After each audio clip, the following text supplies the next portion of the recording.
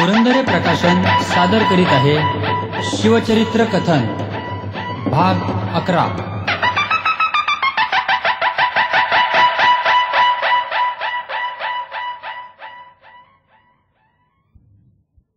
शाहिस्ते खानची मोहीम पूर्ण फसली। तो डाक्याला रवाना झाला। पुण्याच्या छावणीचा कब्जा महाराजा जसवंतसिंगकडे आला। जसवंतसिंगला काही ना काहीतरी कामगिरी करून दाखवण्याची आवश्यकता होतीच। त्यांनी सिंहगडला मोर्चा लावला आणि सिंहगडला जसवंतसिंगचा वेढा पडला। यावेळी महाराज राजगडावर होते। त्यांच्या मनात दुसरीच मोहीम उगवली होती। या नव्या मोहिमेचा नारळ फोडण्याचा मान महाराजांनी बहिर्जी नायकाला दिला। ही मोहीम होती सुरतेवरची। सुरत हे मोगल साम्राज्यातलं अत्यंत बलाढ्य, अत्यंत सुरक्षित आणि अत्यंत श्रीमंत असं शहर। दिल्लीच्या खालोखाल दिमाग होता सुरतेचा। सुरतेचं सारं जकातीचं उत्पन्न औरंगजेबाने आपल्या सख्या बहिणीला दिलेलं होतं। तिचं नाव होतं जहांआरा बेगम। ती दिल्लीत राहत असे। राजगडापासून 350 मैल उत्तरेला असलेल्या या प्रचंड शहराची माहिती मिळवण्याकरता महाराजांनी बहिर्जीला रवाना केलं। बहिर्जी हा हिंदवी स्वराज्याच्या हेर खात्याचा प्रमुख, अतिशय बुद्धिमान, अतिशय कुशल, हरहुन्नरी असा हा हुशार बहिर्जी हा सुरतेवरती रवाना झाला। सुरत हे पश्चिम किनाऱ्यावरचं व्यापाराचं अत्यंत मोठं नाकं होतं। पश्चिमेच्या जगाशी सुरतेच्या बंदरातून व्यापार चालत असे। मक्केचे यात्रेकरू येथूनच रवाना होत असत। म्हणूनच या शहराला दुसरं नाव होतं दारुल हज। सुरतेत एक बळकट भुईकोट किल्ला होता। शहराला वेशी होत्या। औरंगजेबाचे 5000 स्वार इथं कायमचे असत। एक सुभेदार आणि किल्लेदार सुरतेच्या रक्षणार्थ उभे असत। अवघ्या जगातल्या व्यापाराच्या मोठ्या मोठ्या घडामोडी इथे चालत।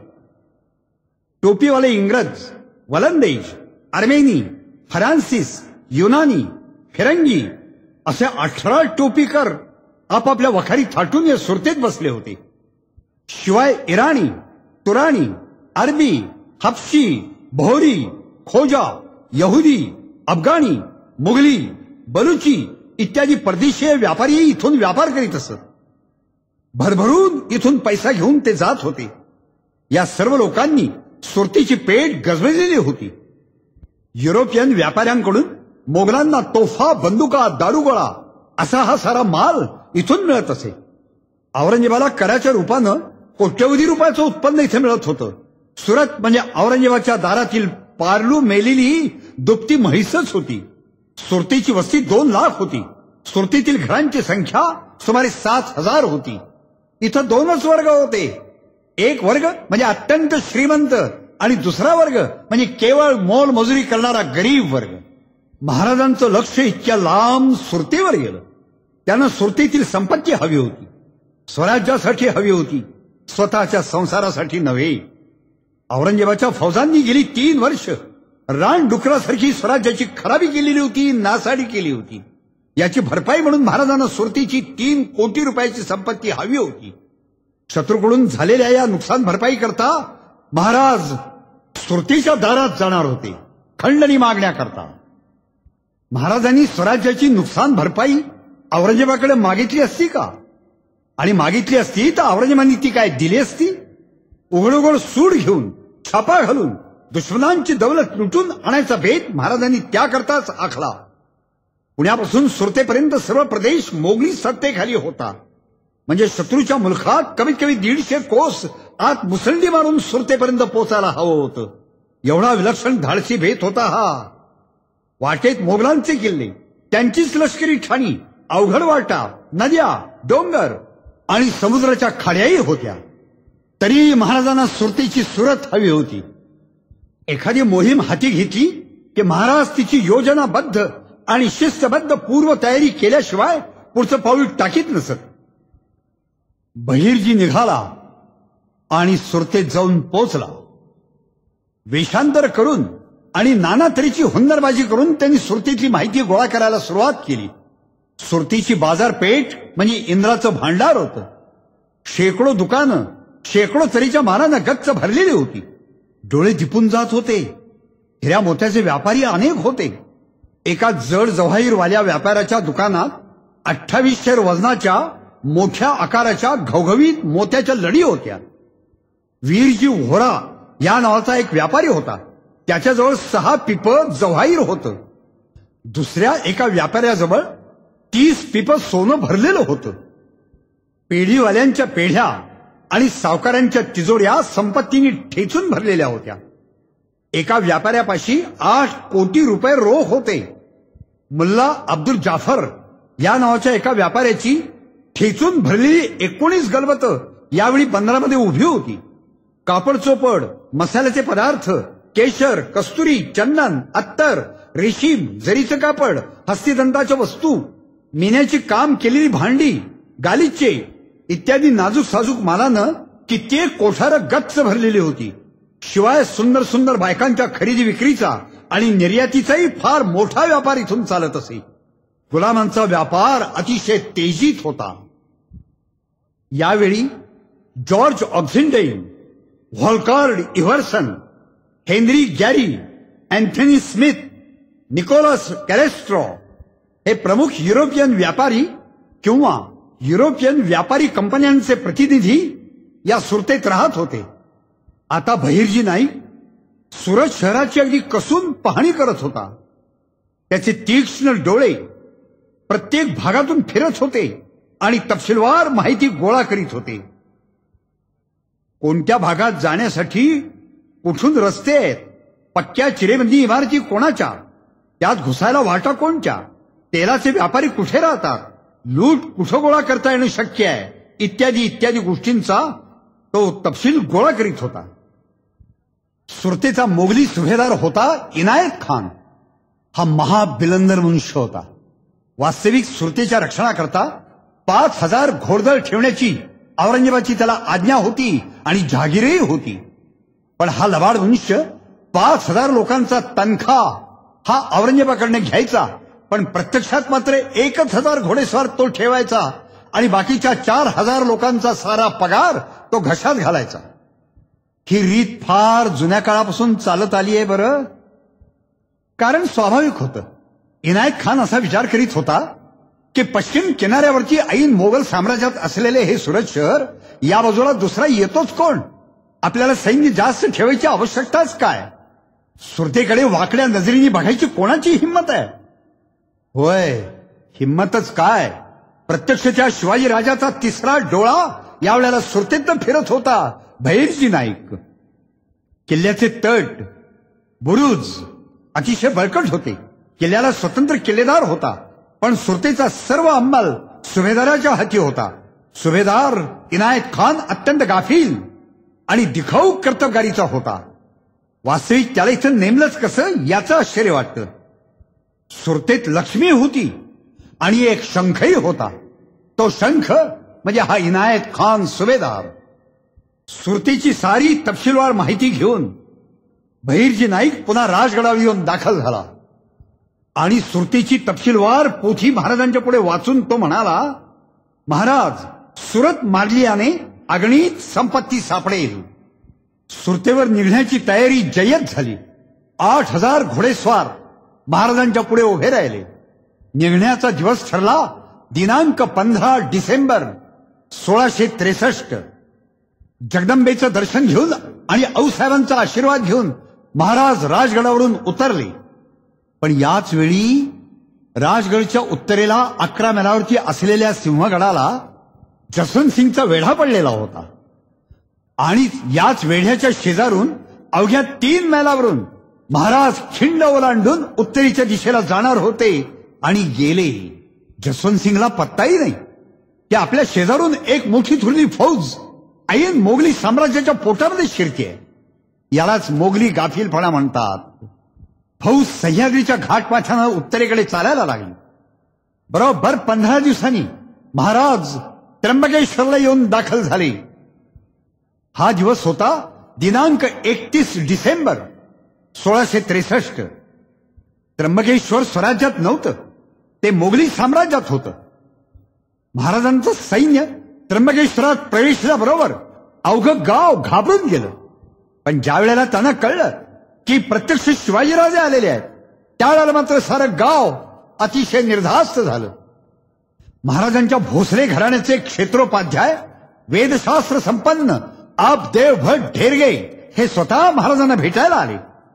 आपदेव भट ढेरगे यांच्या पौरोहित्याखाली महाराजांनी त्र्यंबकेश्वराची पूजा केली आणि दुसऱ्या दिवशी दिनांक 1 जानेवारी 1664 या दिवशी महाराज जव्हारच्या मार्गानं सुरतेकडे रवाना झाले. रात्री महाराजांचा मुक्काम असाच कुठेतरी रानावनात पडत होता. दिवस उगवला की महाराजांची स्वारी पुढे रवाना होत होती. त्र्यंबकेश्वरावरून निघाल्यापासून बरोबर 5व्या दिवशी म्हणजेच दिनांक 5 जानेवारी 1664 या दिवशी महाराज सुरतेपासून 5 मैलावर उधना या ठिकाणी येऊन पोहोचले. वाटेवरच्या खेड्यापाड्यातली माणसं घाबरून पळत होती. त्यांना वाटत होतं की आपल्याला लुटायला कोणीतरी दरोडेखोर आला. महाराजांना हे पाहून वाईट वाटत होतं. अनेक ठिकाणी महाराजांनी आपले घोडेस्वार पाठवले आणि त्या पळणाऱ्या घाबरलेल्या शेतकऱ्यांना आणि गावकऱ्यांना त्यांनी सांगितलं की मी शिवाजीच आहे, पण तुम्ही घाबरू नका, तुम्हाला कोणत्याही रीतीने त्रास होणार नाही. आणि कोणाला त्रास झालाही नाही. उधन्यापाशी येऊन महाराज पोचले आणि पोचल्यानंतर महाराजांनी आपल्या नेहमीच्या रिवाजाप्रमाणे एकदम हल्ला न करता आपला वकील सुरतीच्या इनायत खान सुभेदाराकडे रवाना केला. त्याचं नाव होतं वल्लभदास. महाराजांची फौज उधन्यापाशी आलेली सुरत शहरामध्ये लोकांना बातमी पोहोचली आणि अवघं सुरत शहर घाबरून गेलं. लोक उलट्या सुलट्या दिशेने धावत सुटले. शिवाजी आला, शिवाजी आला. या घबराटीनं सुरत शहराची स्थिती अक्षरशः वादळात सापडलेल्या गवताच्या पेंडीसारखी झाली. पण इनायत खान अगदी निर्धास्त होता, कारण त्याला कशाची फिकीरच वाटत नव्हती. महाराजांच्याकडनं वकील आला आणि इनायत खानला भेटला. त्यांनी त्याला विनंती केली की शिवाजीराजे स्वतः जातीने आलेले, आम्ही मागतो तितकी खंडणी आपण आम्हाला द्या. गेली 3 वर्ष मोगल साम्राज्याच्या सैनिकांनी आमच्या मुलखाची भयंकर नासाडी केलेली आहे. त्याचा एक लहानसा नुकसान भरपाईचा तुकडा म्हणून आम्ही तुमच्याकडे मागतो आहोत. 1 कोटी रुपये द्या, आम्ही तुम्हाला रसिदा देऊ. रसिदा म्हणजे पावत्या. आणि आम्ही पुन्हा येणार नाही. पण जर तुम्ही आम्हाला खंडणी दिली नाहीत तर मात्र आम्ही सुरतेत शिरू आणि खंडणी वसूल करू. उद्या बुधवारी आमचे महाराज सुरतेत दाखल होतील. त्यावेळेस तुम्ही स्वतः हाजी सय्यद बेग, वीरजी होरा, हाजी कासम बेग आणि अशासारखे जे सर्व श्रेष्ठ श्रीमंत व्यापारी आहेत या सर्वांनी मिळून महाराजांना भेटावं आणि या सर्वांनी मिळून महाराजांना 1 कोटी रुपये खंडणी द्यावी. महाराज सुरतेतल्या कोणत्याही वस्तूला वा घराला हात लावणार नाही. पण हे न घडलं तर मात्र शहराची लूट आणि जाळपोळ आम्हाला करावीच लागेल. मग त्याची जबाबदारी आमच्यावर नाही. पण इनायत खाननं महाराजांच्या या वकिलाला जो जबाब दिला तो उर्मटासारखा. तो म्हणाला, आपणास आमच्याकडून दंड हवाय काय? बोला, कोणता दंड करू तुम्हाला? महाराजांचा वकील महाराजांच्याकडे पुन्हा रवाना झाला.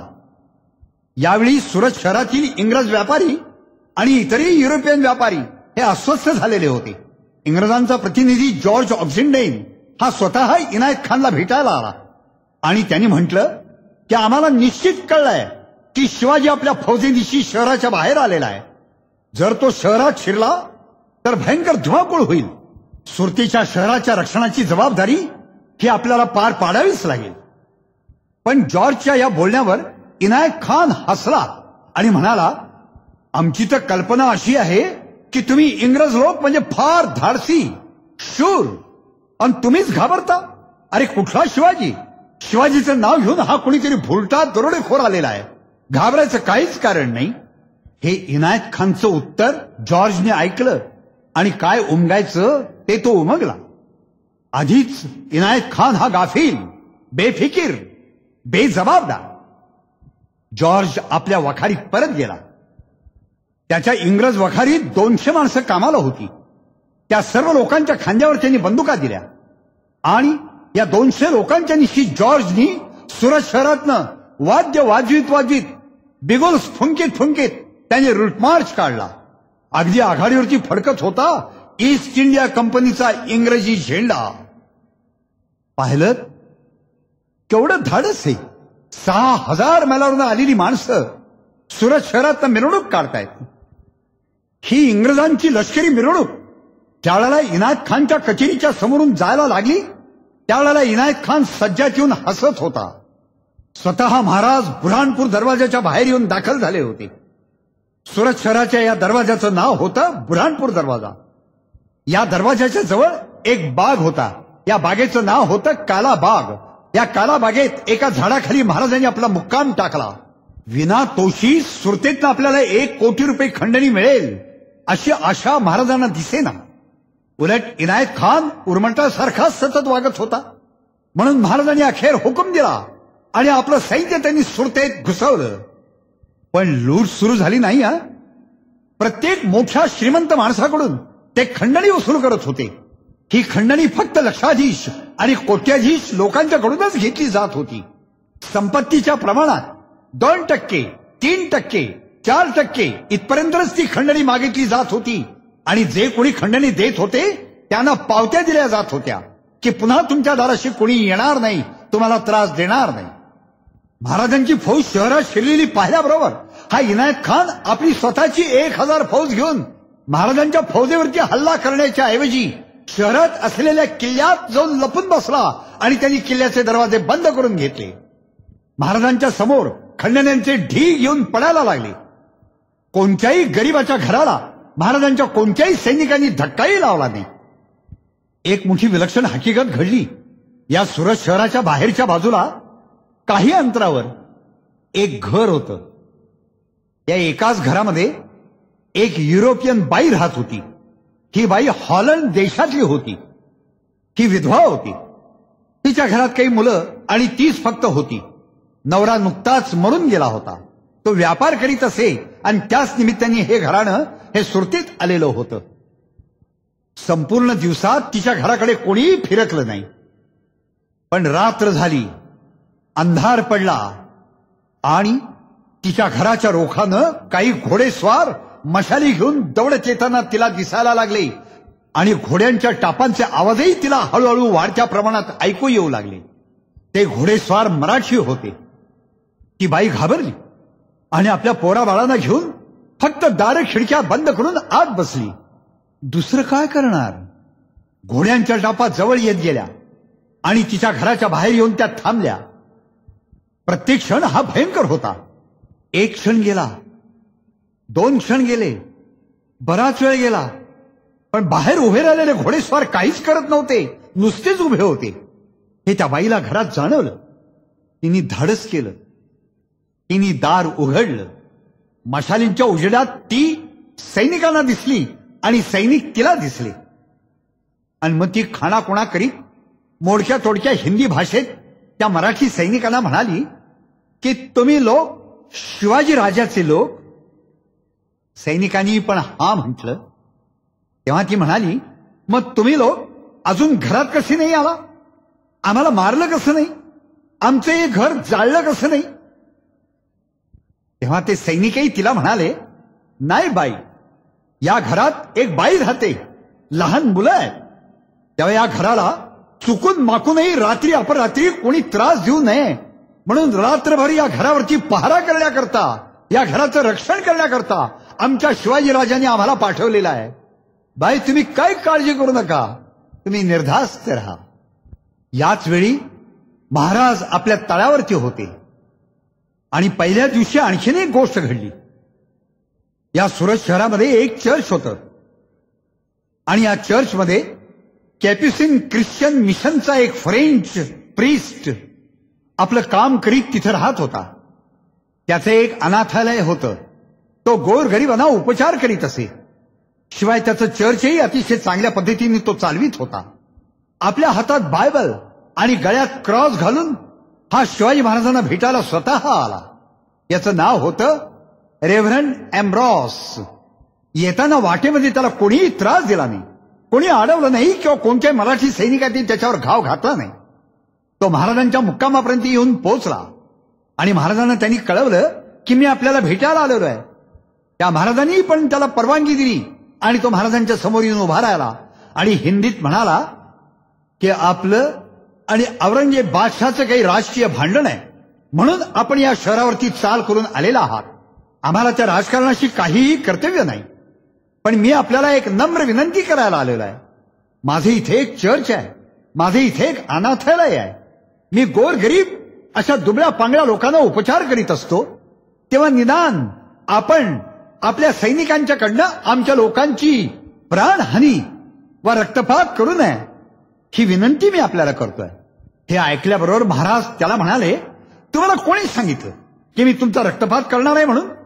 तुम्ही ख्रिश्चन मिशनरीज अतिशय चांगल्या दर्जाचं गोरगरिबांच्या कल्याणाचं काम करीत असता हे मला माहिती आहे, आणि म्हणूनच तुमच्या या चर्चला किंवा अनाथालयाला किंचितही त्रास होणार नाही याची दक्षता मी आधीपासूनच घेतली आहे.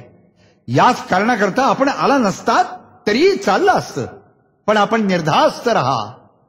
आणि खरोखर पुढच्या 5-6 दिवसामध्ये मराठ्यांच्याकडनं किंचितही या चर्चला किंवा अनाथालयाला त्रास झाला नाही हे त्यांनीच लिहून ठेवलंय. इनायत खान हा सुरतेतल्या किल्ल्यात जाऊन बसला आणि किल्ल्याचे दरवाजे त्यांनी बंद करून घेतले. आदल्याच दिवशी त्याच्याकडे जमलेल्या सुरतेतल्या सगळ्या श्रीमंत लोकांना त्यांनी आश्वासन दिलं होतं की तुम्ही अजिबात घाबरू नका, तुमच्या रक्षणाची जबाबदारी माझ्यावर आहे. पण मात्र ऐक्या वेळेला महाराजांच्या फौजा सुरतेत शिरलेल्या पाहिल्याबरोबर तो पळाला होता आणि किल्ल्यात बसला होता. इनायत खानच्या भरवशावर हे सारे श्रीमंत लोक निर्धास्त राहिले होते, पण तो पळाला आणि मराठी लोक शहरामध्ये घुसले. हे ज्यावेळेला या श्रीमंत लोकांनी पाहिलं त्यावेळेला अनेक श्रीमंत लोक जेवढं त्यांना काही घेता येणं शक्य होतं तेवढं घेऊन या सुरतेच्या दरवाजाशी जाऊन उभे राहिले आणि खाल्लं ओरडून आतल्या पहारेकरांना म्हणायला लागले की आम्हाला किल्ल्यात घ्या, आम्हाला किल्ल्यात घ्या. हा इनायत खान इतका बेजबाबदार होता की त्यांनी किल्ल्याच्या दरवाजावरून या श्रीमंतांना सांगितलं की प्रत्येकाने इतके इतके पैसे दिले पाहिजेत तरच मी त्यांना आत घेईन. सगळेच लोक काही पैसे घेऊन आलेले नव्हते. ज्यांनी पैसे आणले होते त्यांनी जीवाच्या भीतीनं आणि आपल्या कुटुंबियांच्या संरक्षणाच्या दृष्टीनं पैसे दिले आणि किल्ल्यात प्रवेश केला. परंतु ज्यांनी पैसे आणलेले नव्हते ते बिचारे पुन्हा परत घरी गेले. अर्थात अशा लोकांना शिवाजी महाराजांनी खंडणी घेऊन निर्धास्तरित्या सोडूनही दिलं. पण जे लोक घराचे दरवाजे बंद करून निघून गेलेले होते अशा लोकांच्या घरावरती मराठ्यांचे आता उघड हल्ले सुरू झाले आणि त्यांनी त्यांचे दरवाजे फोडून आत मिळेल तेवढी संपत्ती बाहेर काढायला सुरुवात झाली. ही सुरतेची लूट होती. संपत्तीचे ढीग येऊन पडू लागले. मराठ्यांची माणसं ती संपत्ती भराभरात थैल्यात भरत होती. ज्या ज्या युरोपियन कंपन्या या सुरतेमध्ये आपल्या वखारी थाटून बसलेल्या होत्या त्यांच्या अधिकाऱ्यांच्याकडे शिवाजी महाराजांनी निरोप पाठवले की ताबडतोब या आणि खंडणी ठरवा. त्याप्रमाणे अनेकांनी आपले वकील पाठवले, खंडणी ठरवली आणि महाराजांना ती खंडणी दिली. पण फक्त इंग्रज आले नाही. त्यांचा प्रमुख होता जॉर्ज ऑक्झिंडे. त्यांनी स्पष्ट शब्दात शिवाजी महाराजांना कळवलं की एक पैसाही देणार नाही. महाराजांना दिसत होतं या इंग्रजांच्यावरती जर आपण हल्ले केले तर 4-2 तासाच्या आत सारी यांची वखार आपण फस्त करून टाकू. पण त्यांनी दुसरा हाही विचार केला की आपण इथं काही लढायला आलेलो नाही. इंग्रजांच्या वखारीच्या जवळच हाजी सय्यद बेग या नावाच्या एका कोट्याधी श्रीमंताचं घर होतं. या घरावरती मराठ्यांचा मोर्चा गेला. हाजीच्या घराचा दरवाजा त्यांनी फोडला आणि घर साफ लुटलं. इंग्रजांच्याच प्रमाणे डच वखारवाल्यांनी महाराजांना खंडणी देण्याचं साफ नाकारलं. जे श्रीमंत लोक खंडणी देत नव्हते त्यांच्या घरावरती शिवाजी महाराजांच्या सैनिकांचे छापे पडत होते. खंडणी किंवा लूट ही भराभरा गोळा केली जात होती. पण गोरगरिबांना, स्त्रियांना, मुलांना, वृद्धांना, मशिदी, दर्गे, पारशी लोकांची अग्निमंदिरं, गाई वासरं इत्यादींना अजिबात उपसर्ग लागू देत नव्हते. डचांना ही पूर्ण खात्री होती की शिवाजीराजाचे लोक धार्मिक पुरुषांना त्रास देत नाहीत आणि म्हणूनच 2 गोरे डच लोक हे फकीराचा वेश करून संपूर्ण सुरत शहरातनं या पहिल्या दिवशी हिंडून आले. त्यांना कोणत्याही रीतीने त्रास झाला नाही.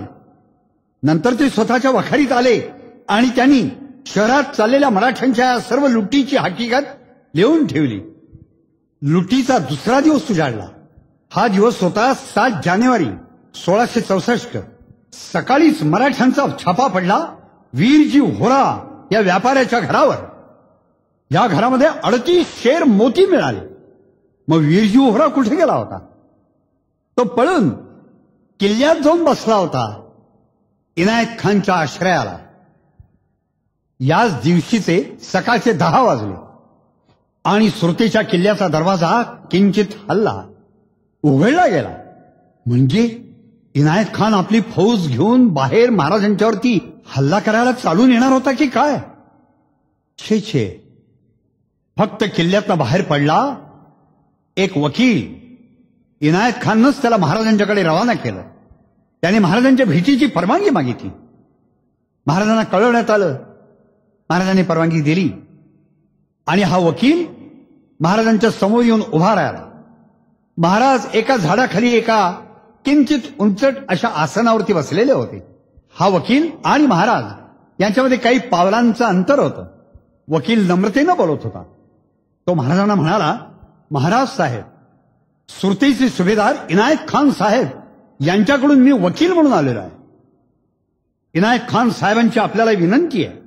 ते आपल्याशी तह करायला तयार आहेत आणि त्यांनी तहाच्या अटी आपल्याकरता पाठवलेल्या आहेत. त्या अटी मी आपल्याला वाचून दाखवतो. हे ऐकल्याबरोबर महाराज एकदम अस्वस्थ झाले. त्यांच्या भुवया चढल्या आणि ते एकदम रागाने म्हणाले, तुमचा मालक स्वतः बायकोसारखा लपून बसलाय आणि आम्हाला तहाच्या अटी कळवतो. अटी आम्ही घालायच्या का त्यांनी? महाराजांचं हे रागाचं बोलणं ऐकल्यावर तो वकील क्षणभर जरा शांत राहिला, पण लगेच स्वतःच्या जागेवरनं झपझप महाराजांच्या दिशेने चालत गेला आणि वारंवार म्हणत राहिला, महाराज आपसे कहना में कुछ खबरें अहमियत कहनी है. असं म्हणत तो झटकन महाराजांच्या अगदी जवळ आला आणि त्यांनी लपवून आणलेली एक कटार एकदम उपसली आणि महाराजांच्यावरती घाव घालण्याकरता त्यांनी झडप घेतली. पण त्या क्षणीच महाराजांच्या भोवती उभे असलेले मावळे हे अतिशय सावध होते. त्यांचं लक्ष या वकिलावरती होतं. हा वकील कसला? हा मारेकरी. आणि त्या मारेकऱ्यावरती त्याचा घाव पडायच्या आतच मावळ्यांनी एकदम घाव घातले आणि त्याचा हात तोडला. इतकंच नाही, त्याच्या शरीरावरती भराभरा घाव घातल्यामुळे त्याचं शरीरच मुळे विंधलं गेलं आणि तो महाराजांच्या अंगावरती कोसळला. पण यामुळे महाराजही पडले आणि अवतीभोवतीच्या मराठ्यांना वाटलं की महाराज जखमी झाले, मारले गेले आणि एकच कल्लोळ उसळला. पण महाराज जखमी झालेले नव्हते, ते फक्त पडले होते. ते झटकन उभे राहिले आणि दोन्ही हात उंचावून मोठमोठ्याने म्हणायला लागले की मला काही झालेलं नाही, मला काहीही झालेलं नाही. इनायत खानानं हा दगलबाजीचा प्रकार केल्यामुळं महाराजांचे लोक सरसा पिसाळले. शेकडो आणि हजारो मशाली पेटल्या आणि सुरत शहराच्या निर्णय रस्त्यावरनं हे सारे सैनिक धावत सुटले आणि दिसेल त्या घराला आग लावीत गेले. मराठी लोक ढोलही बडवीत होते, मशाली घेऊन ते धावत होते. शहरात आता आगीचं राज्य सुरू झालं होतं. जिथं आग नव्हती त्या घरात मराठी शिरत होते. मराठी घराबाहेर पडताच घरात आग घुसत होती. सुरतीची स्थिती ट्रॉय शहरासारखी झाली होती. क्रांती भडकली की हे सारं अटळत असतं. मराठ्यांच्या हातून सुरतेत 5-50 श्रीमंतांचे आणि मोगली कैद्यांचे हात तुटले वा 30-35 लोक ठार झाले म्हणजे अगदी किरकोळच. इंग्रज इतिहासकारांनी मानवतेच्या नावानं रडण्याचं काहीही कारण नाही आणि रडायचं असेल तर त्यांनी स्वतःचाच इतिहास काढून पाहावा. गळा काढून रडण्यासाठी त्यांना हवी तेवढी स्थळं त्यात सापडतील. शहरात लूट चालूच होती. हे सारं अहोरात्र चाललं होतं. आता उगवली होती जानेवारीची 10 तारीख. बहुतेक काम संपत आलं होतं आणि एवढ्यात महाराजांना त्यांच्या हेरांच्याकडून बातम्या आल्या की मोगलांचा महाबत खान नावाचा सरदार पाटणवरनं निघतोय आणि सुरतेवरती येतोय. ही बातमी समजल्याबरोबर सारी लूट व्यवस्थितरित्या बाहेर काढणं हे महाराजांचं काम होतं आणि म्हणून त्यांनी आपल्या सर्व लोकांना हुकूम सोडले की आवरा, भराभरा सर्व सामान बाहेर काढा. आणि मग 3000 थैल्यांच्यात भरलेली ही सारी संपत्ती घोड्यांच्यावरती लादून महाराजांचे सैनिक सुरतेतनं बाहेर पडू लागले. हा दिवस रविवारचा होता. साधारणतः सकाळी 10च्या सुमाराला ही सारी फौज संपत्ती घेऊन सुरतेतनं बाहेर पडत होती. महाराजही बाहेर पडले. यावेळेला बुऱ्हाणपूर दरवाजाच्या जवळ अँथनी स्मिथ या नावाचा इंग्रजांचा एक वखारवाला उभा होता. सुरतीच्या दरवाजात बाहेर पडता पडता महाराजांनी आपला घोडा थांबवला. क्षणभर ते घोड्यावरच सुरतेच्या शहराच्या दिशेने वळले आणि म्हणाले, बहुत दिवसांची इच्छा होती की सुरतेची संपत्ती घेऊन जावी. कोणाशी आमचं व्यक्तिशः वैर नव्हतं आणि नाही, पण गेली 3 वर्ष मोगलांच्या फौजेनं आमच्या स्वराज्यात धुमाकूळ घातला, प्रचंड नुकसानी केली. त्याचा केवळ एक लहानसा नुकसान भरपाईचा भाग आज आम्ही घेऊन चाललो आहोत. महाराज आणि मराठी फौज सुरतेतनं बाहेर पडली, पण अग्नीचं मात्र भयंकर तांडव अजून चालूच होतं. सुरत शहर अक्षरशः धगागत होतं. आग विझत होती. सर्व जळून गेल्यानंतरच महाराज सुरतीतून बाहेर पडले. 10 जानेवारीला 17 जानेवारीला महाबत खान हा मोगलांचा सुभेदार आणि सरदार फौजेनिशी सुरतेत प्रवेशला. पण आश्चर्य असं की तो येईपर्यंत म्हणजे 7 दिवसपर्यंत इनायत खान किल्ल्याच्या बाहेरही आला नव्हता. सुरतीच्या प्रचंड लुटीनं सारं मोगली साम्राज्य हादरलं.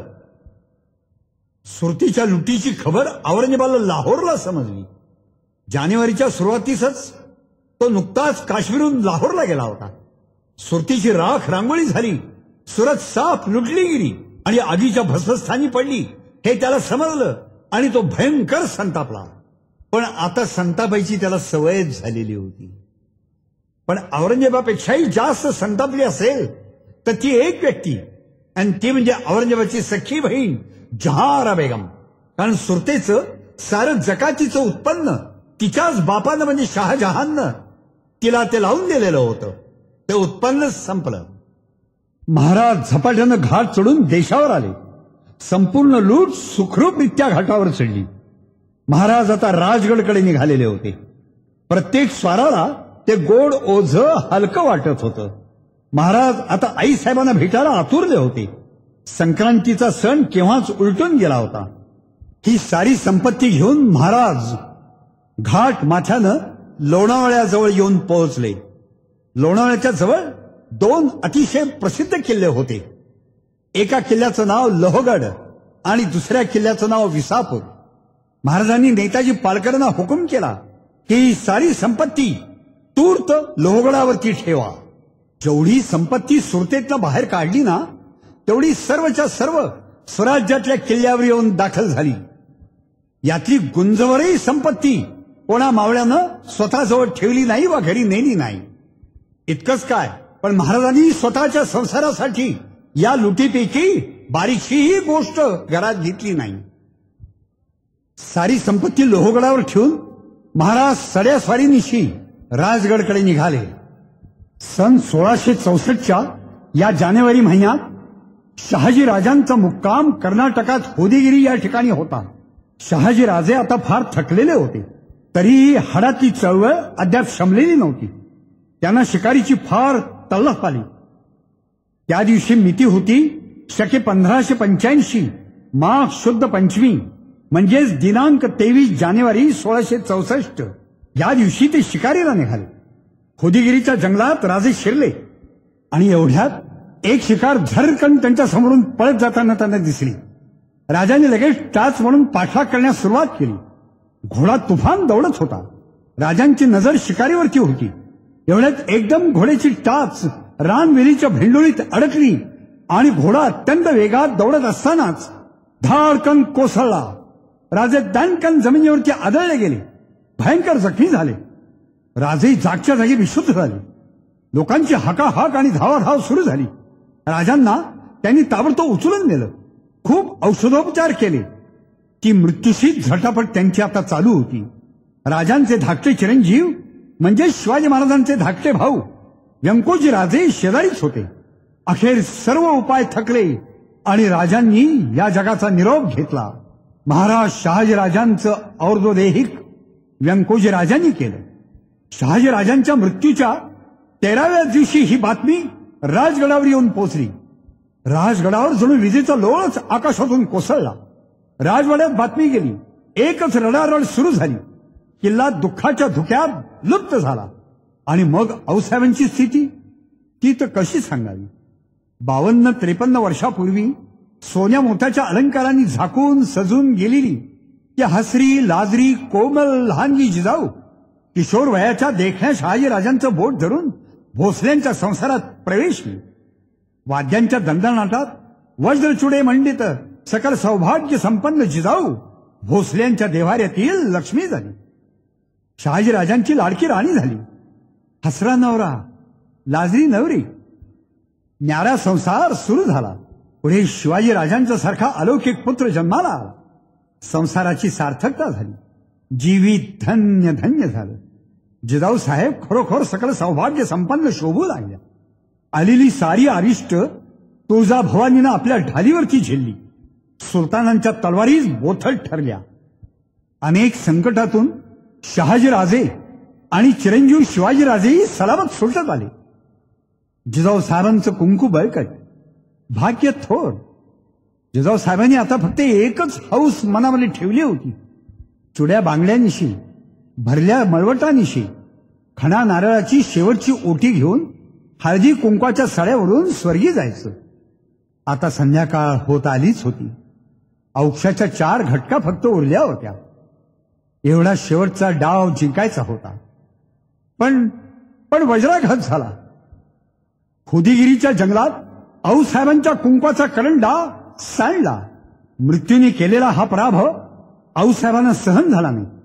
त्यांच्या डोळ्यात कसली तरी निश्चयाची तिरी उमटू लागली, वाढू लागली. विलक्षण तेज ते.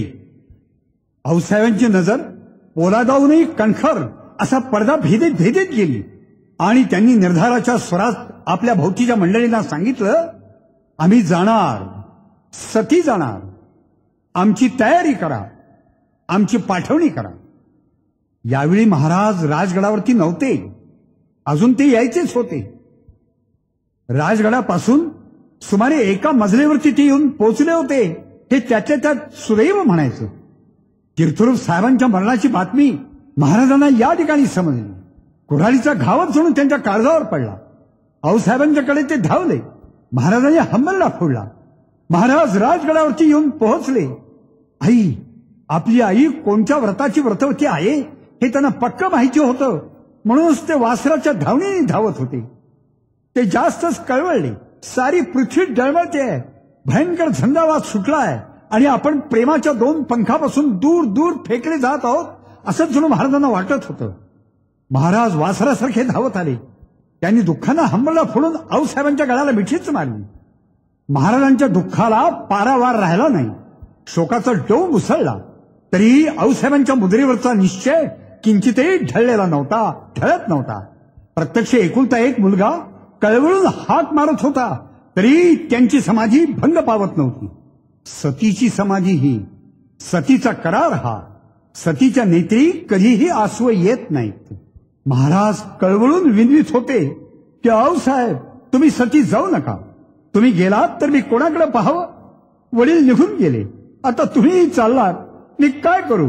मी एकटा कसा जगू. महाराजांनी आसवांचा अभिषेकच मांडला. सभोवती लहान थोर मंडळी शोक करीत होती. सारेजण आऊसाहेबांना कळवळून विनवित होते की तुम्ही महाराजांना सोडून जाऊ नका. महाराजांच्या करता तरी राहा. आणि तरी आऊसाहेबांचा निर्धार ढळेना. अखेर महाराज म्हणाले, आऊसाहेब, माझा पुरुषार्थ पाहावयास कोणी नाही. तुम्ही जाऊ नका. पण आऊसाहेबांची नजर मागे फिरेना. 34 वर्ष शिवबाची पाठ राखण घारीसारखी करून आज ते एकदम उठून चालल्या होत्या. शिवबाला पोळका करून निघून जात होत्या. आपल्या डोळ्यात देखत आपली आई जिवंत देहानं धडधडत्या आगीत प्रवेश करणार ही कल्पनाच महाराजांना सहन होत नव्हती. वास्तविक पुत्रवती स्त्रीनं सती गेलंच पाहिजे असं धर्मशास्त्र नव्हतं. इतकंच काय, परंतु प्रत्येक स्त्रीनं सती गेलंच पाहिजे असाही धर्मदंडक नव्हता. पतीच्या नंतर विरक्त राहून ईश्वर सेवेत आणि व्रताचरणामध्ये आयुष्य घालवणं हाही पुण्य साधनाचा तेवढाच थोर मार्ग धर्मशास्त्रानं सांगून ठेवला होता. परंतु हे झाले पर्याय. निश्चयी आणि निग्रही आऊसाहेबांना हे पर्याय कसे मान्य व्हावेत. वास्तविक सतीच्या वाणा इतकंच किंवा त्याहूनही कठीण व थोर वाण आऊसाहेबांनी घेतलं होतं. स्वराज्याचं 350 वर्षे झालेले आणि होत असलेले महाराष्ट्रातल्या सतींचे आणि कुमारिकांचे अपमान धुवून काढण्यासाठी स्वतंत्र महाराष्ट्राचं सार्वभौम सिंहासन प्रस्थापित करण्याचं व्रत काय सती जाण्यापेक्षा कमी महत्वाचं होतं? काय संकुचित होतं? शिवबानं विस्तार करावा आणि आऊसाहेबांनी त्याला प्रोत्साहन द्यावं, सल्ला द्यावा, प्रेरणा द्यावी, आशीर्वाद द्यावा, कठीण प्रसंगी प्रत्यक्ष राज्य संरक्षण करावं आणि प्रजेचं कल्याण साधावं. हे व्रत अखंड रीतीने आजपर्यंत त्यांनी चालवलंच होतं ना. पण हे व्रत अर्धवट टाकून आऊसाहेब निघाल्या होत्या. स्वराज्याच्या या व्रताची सांगता आणि उद्यापन न पाहताच त्या निघाल्या होत्या. गडावरच्या वडीलधाऱ्या मंडळींनी कळवळून आऊसाहेबांच्या विषयी अर्ज मांडले. जाऊ नका आऊसाहेब, जाऊ नका, महाराजांच्याकडे पहा. निर्वाणीचा प्रसंग आला. सूर्याची वाटचाल चाललेलीच होती. सूर्य अस्ताला जाण्याच्या आत सती गेलं पाहिजे असा धर्मदंडक होता. महाराजांचा शोकसागर डहुळला. त्यांनी इंद्राचं वज्री भिगून जाणारी दुःखाची हाक मारली आणि एकदम आऊसाहेबांच्या मांडीवरच बसून त्यांनी त्यांच्या गळ्याला मिठी मारली. आई, तू जाऊ नकोस. महाराजांनी आकांत मांडला. गडावरची पदरची थोर थोर मंडळी पाया पडून विनवू लागली. आऊसाहेब थांबा, जाऊ नका. महाराजांनी मोठाच यत्न दुर्घट मांडला. शेवटी आऊसाहेबांना महाराजांनी कळवळून आण घातली आणि म्हणाले, आऊसाहेब, शपथ आहे तुम्हाला, तुम्ही गेलात तर. आणि आऊसाहेबांचं हृदय हेलावलं, वात्सल्य उफाळून आलं. खडकाहून कठोर झालेलं आऊसाहेबांचं हृदय लोण्यासारखं विरघळलं. उग्र निश्चयाचा चिरेबंदी बाण फुटला आणि आई परत मिळवण्याकरता विधात्याशी मांडलेलं घनघोर युद्ध महाराजांनी अखेर जिंकलं. विधात्यानं आपणच लिहिलेलं विधिलिखित पुसलं. जणू काही आऊसाहेबांना नेण्यासाठी सोन्याची पालखी घेऊनच आलेले यमदूत हसत हसत डोळे पुशीत पुशीत रिकामी पालखी घेऊन परत गेले. महाप्रयत्नानं महाराजांना आपली आई परत मिळाली. शहाजीराजांचा एकूण कौटुंबिक पसारा मोठा होता. जिजाऊ साहेबांच्या शिवाय त्यांना तुकाबाई साहेब आणि नरसाबाई साहेब अशा 2 राण्या होत्या.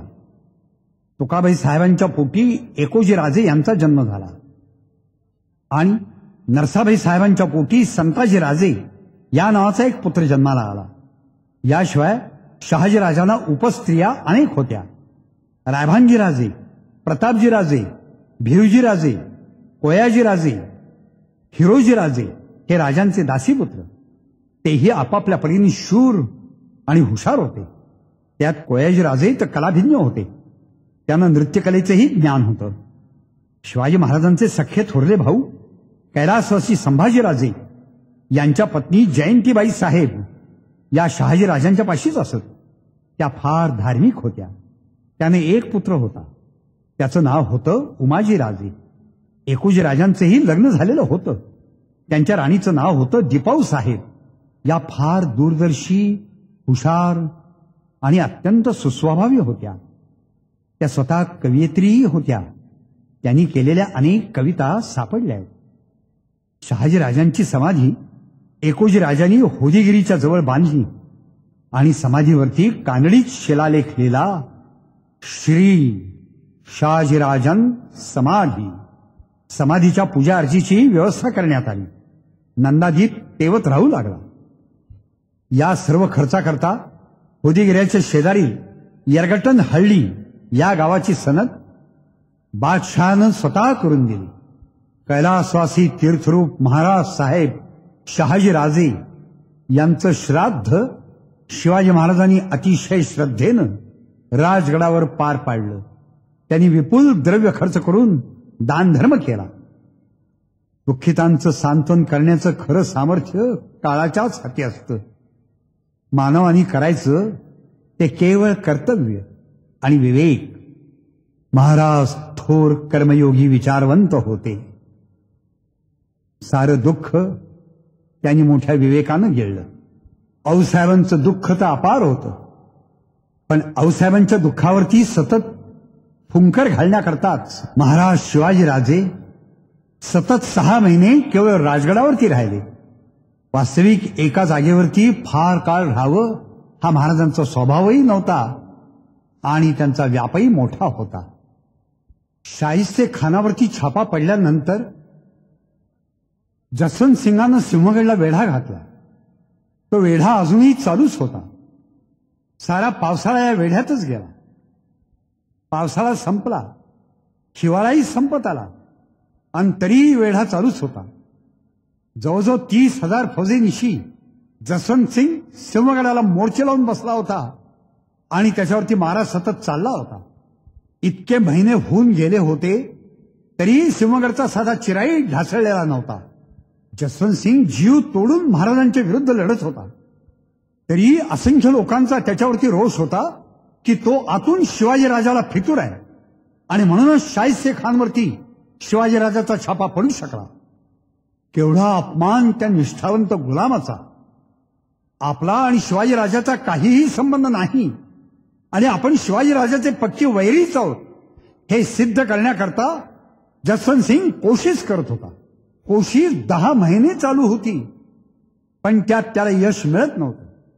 जसवंत सिंग अगदी टेकीला आला. अखेरचा प्रयत्न म्हणून त्यांनी गडावर एकदा प्रचंड हल्ला चढवला. त्याला म्हणतात सुलतान ढवा. सर्व ताकद एकवटून दिनांक 14 एप्रिल 1664 या दिवशी जसवंत सिंहानं सिंहगडावर जबरदस्त सुलतान ढवा केला.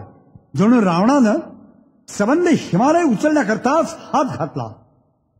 ताकदीची अगदी शर्थ केली पण व्यर्थ ठरलं. गडावरच्या मराठ्यांनी राठोडांचा हा सुलतान ढवा मारून काढला आणि उधळून लावला. गडाखाली जसवंतसिंहाचा फार मोठा दारुगोळा होता. तोही एकाएकी भडकला. सारा बारूदखाना खाक झाला. जसवंतसिंहाचा दारुण पराभव झाला. त्याचा मेहुणा भावसिंग त्याचंही पण या वेढ्यात भयंकर नुकसान झालं. पण जसवंतसिंग आणि भावसिंग यांच्यातच भांडण सुरू झालं की झाला हा पराभव तुझ्यामुळे झाला का माझ्यामुळे झाला. सिंहगड जिंकण्याचा 10 महिने केलेला प्रयत्न सोडून देऊन अखेर मेहणे सिंहगडच्या पायथ्यापासून निघून गेले. या दिवशी तारीख होती 28 मे 1664.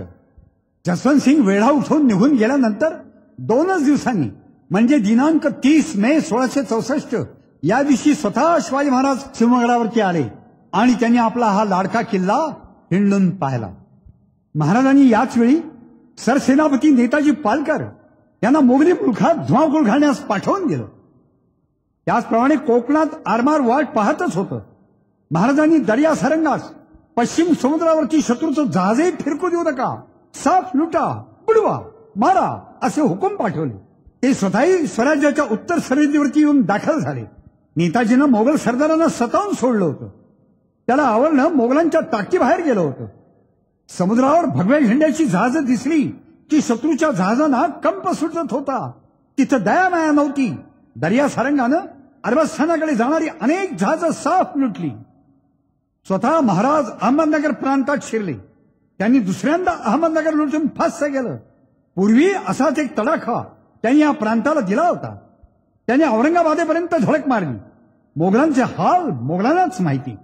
मोगलांच्या एका सरदाराला महाराजांनी निळोजी प्रभू कारखानीस यांच्या मार्फत एक फारसीमध्ये पत्र लिहून पाठवलं. ते पत्र असं खरमरीत होतं की डोळ्याला पाणीच यावं. त्या पत्रात महाराजांनी लिहिलं होतं, गेली 3 वर्ष बादशहांचे मोठे सल्लागार आणि योद्धे आमचा मराठी मुलूक काबीज करण्याकरता चालून येत आहे. हे तुम्हा सर्वांना माहितीच आहे. बादशाह हुकूम फरमावतात की शिवाजीचे किल्ले आणि मुलूक काबीज करा आणि तुम्ही लोक त्यांना जबाब पाठवता की आम्ही लवकरात लवकर शिवाजीचा मुलूक काबीज करतो. आमच्या या मराठी मुलुखात कल्पनेचा घोडाही नाचवणं अशक्य आहे. मग तो काबीज करण्याची गोष्ट तर दूरच. भलत्याच खोट्या बातम्या बादशहांना लिहून पाठवण्यास तुम्हाला लाज कशी वाटत नाही. कल्याणी आणि बीदर हे आदिलशाहीतील किल्ले उघड्या मुलखावरती होते. ते तुम्ही सहज कब्जा केले. आमचा मुलूक मात्र अवघड आहे, डोंगराळ आहे. नदी नाले उतरून जाण्यास वाट नाही. अत्यंत मजबूत असे 60 किल्ले आज माझ्यापाशी तयार आहेत. पैकी काही समुद्र किनाऱ्यावर लागत आहे. बिचारा अफजल खान जावळीवरती फौज घेऊन आला आणि नाहक मृत्युमुखी पडला. हा सर्व प्रकार बादशाहना आपण का कळवित नाही? अमीर उल उमरा शायस्ता खान आमच्या या गगनी पहाडी मुलखात पाताळापर्यंत पोचणाऱ्या दऱ्याखोऱ्यात आणि सपाटीवरही गेली 3 वर्ष सतत खपत होता. शिवाजीचा पाडाव करून लवकरात लवकर त्याला काबीज करतो असे तो बादशाहला लिहून लिहून थकला. या खोडसाळ वर्तनाचा नतीजा त्याला भोवला. तो नतीजा सूर्यासारखा स्वच्छ सर्वांच्या डोळ्यापुढे आहे. आपल्या भूमीचं संरक्षण करणं हा तर माझा फर्ज आहे. आणि तुम्ही बादशाहकडे किती खोट्या बातम्या लिहून पाठवल्या तरी आपला फर्ज मी बजावण्यास कधी कमी करणार नाही. महाराजांचं हे खरमरीत पत्र मोगल सरदारांच्या हाती पडलं. शिवाजी हे एक असाध्य दुखणं मोगलशाहीला जडलेलं होतं आणि ते सर्व सरदारांना कळून चुकलं होतं. पण बिचारे तलवारीचा खेळ खेळत होते शिवाजी महाराजांची आणि शब्दाचा खेळ खेळत होते औरंगजेबाची. आणि दोन्हीकडूनही धारधार फटकारे खात होते वारंवार. दिल्लीकर मोगलांचे इतकाच विजापूरकर आदिलशाही हैराण झाला होता. विजापूरकरांच्या मोहम्मद इखलास खान या सरदाराचा मराठ्यांनी तुफान पराभव केला. याच वेळी दक्षिण कोकणामध्ये सिद्दी जोहरच्या मुलाला म्हणजे सिद्दी अजीज खानला अली आदिलशहानं रवाना केलं.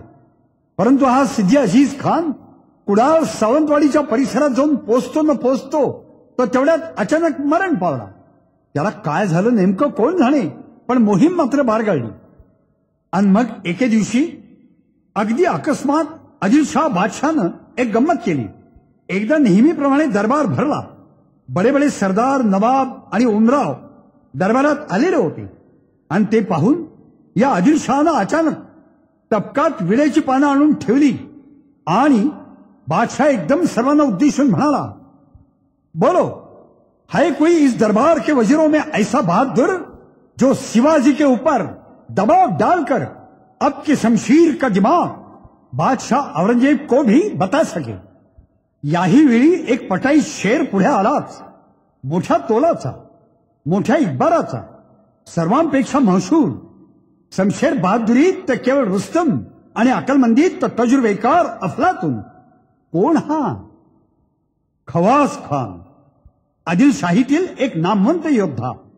खवास खान चटकन पुढे आला आणि तबकातील विड्याची पानं त्याने उचलली. बाकीच्यांना जीवात जीव आला. बादशहाची तब्येत निहाळत खुश झाली. खवास खानची फौज जय्यत तयार झाली.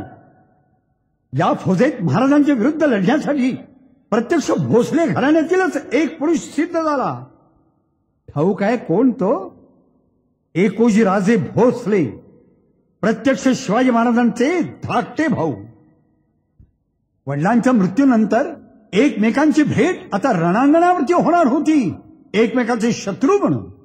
खवास खानच्या फौजेत सामील होण्याकरता मुधोळचे सरदार बाजी घोरपडे हेही पण निघणार होते. पण या साऱ्याच मोहिमेची बातमी शिवाजी महाराजांना राजगडावरती बेमालूमरित्या कळली आणि महाराज अतिशय तातडीने निघाले आणि त्यांनी एकदम छापा घातला तो मुधोळवरती बाजीराजे घोरपड्यांच्यावर. आजपर्यंत या बाजीराजे घोरपड्यांनी शिवाजी महाराजांची आणि स्वराज्याशी अत्यंत नेटानं वैर केलं होतं. बाजीराजे घोरपड्यांनी शहाजीराजांना पूर्वी बेडा घालून कैद केलेलं होतं. त्यामुळे शहाजीराजांचा आणि जिजाऊ साहेबांचा या बाजी घोरपड्यांच्यावरती अतिशय राग होता. शहाजीराजांनी तर शिवाजीराजांना पूर्वी लिहिलं होतं की जरी तुम्ही आमचे पुत्र असाल तरी बाजीराजे घोरपडे यांचे वेढे घ्यावे. वेढे घेणे म्हणजे सूड घेणे. आणि महाराज एकदम मुधोळमध्ये शिरले आणि प्रत्यक्ष बाजीराजे घोरपड्यांच्या वाड्यावरतीच महाराजांचा छापा पडला. समोरासमोर युद्ध सुरू झालं. 3000 फौजेंशी बाजीराजे घोरपडे खवास खानला सामील होण्याकरता निघत होते. त्या फौजेशी महाराजांच्या फौजेचं युद्ध सुरू झालं आणि प्रत्यक्ष बाजी घोरपड्यांशी महाराजांचं युद्ध सुरू झालं. बाजी घोरपड्यांचं मुंडकं महाराजांच्या तलवारीखाली उडालं. हा महिना होता ऑक्टोबरचा आणि वर्ष होतं 1664. शहाजीराजांचं तर्पण आणि श्राद्ध शिवाजी महाराजांनी हे असं साजरं केलं. विजापूरहून निघालेला सिद्दी खवास खान हा कोकणामध्ये उतरला आणि कुडाळच्या जवळ त्याचा मुक्काम पडला. वेळ रात्रीची होती. महाराजांच्या फौजेनं सर्व बाजूंनी रानावनातून खवास खानच्या फौजेला गराडा टाकला. खवास खान कुडाजवळच्या जंगली आणि डोंगरी भागात उतरला होता. तो भाग इतका अवघड होता की त्याचं त्यालाच लक्षात यायला हवं होतं की आपण अत्यंत अडचणीच्या जागी येऊन बसलेलो आहोत. सावंतवाडीच्या जवळचे हे कुडाळ म्हणजे सह्याद्रीचा ऐन कुशीतला प्रदेश. वेळ रात्रीची होती आणि महाराजांच्याही मनात विचार आला की खवास खानासारख्या थोर सरदाराची आपण इथं जर दाणादाण उडवायची म्हटलं तर तासाभरात हे शक्य आहे. आपण त्यालाही एक संधी द्यावी की त्याची झालेली चूक त्यांनी सुधारावी आणि आल्या पावलानं त्यांनी मुकाट्यानं निघून जावं. हे कितपत शक्य होतं. तरी पण महाराजांनी उदार मनानं आपला एक जासूद खवास खानाकडे रवाना केला. त्या जासूताने येऊन खानाची भेट घेतली आणि तो खानाला म्हणाला, खान साहेब, आपण मुक्कामासाठी अशी जागा शोधली आहे की जी मृत्यूचं घरच आहे. कोकणची सर्व जमीन म्हणजे आमचा हिस्सा आहे. आमची फौज पिशाच्याप्रमाणे आहे. या डोंगराळ मुलखात मनुष्य आपल्या पावलाने येऊ शकेल पण आमच्या पावलाशिवाय जाऊ शकणार नाही. दख्खनच्या दुनियेत आपण फार थोर आहात आणि ते आपलं मोठेपण आम्ही राखू इच्छितो. म्हणून सूर्य उगवायच्या आत आपण इथून बरेपणानं निघून जावं अशी आमची आपल्याला सूचना आहे. नाही तर एका क्षणात आम्ही काय करू शकतो ते आपल्याला कळून येईल. जासुदाच्या तोंडून महाराजांची रगेल दिलदारी ऐकली आणि खान भयंकर संतापला. त्यानं जासुदाला जबाब दिला, मैं हजरत बादशाह का नमकखार खादिम हूं. मुझे दुश्मन की बिल्कुल परवाह नहीं. अब सिर्फ एक ही बात कहता हूं कि ख्वाहिश हो तो लड़ाई के लिए फौरन तैयार हो जाए. यह शिवाजी से कह देना. महाराज वाटच पाहत होते. जासुदाकडून हा महाराजांच्याकडे निरोप आला आणि महाराजांनी आपल्या सैन्याला ताबडतोब हल्ल्याचा इशारा केला. खवास खान घमंडीच होता. एवढ्यात गलबला झाला. गनिमाला गनिमाला. महाराजांनी लांब वरून खानाच्या सैन्याला गराडा टाकला होता. खानाला हे कळलं. तो चकितच झाला. महाराजांनी एकदम मुसंडी दिली आणि भयंकर हल्ला चढवला.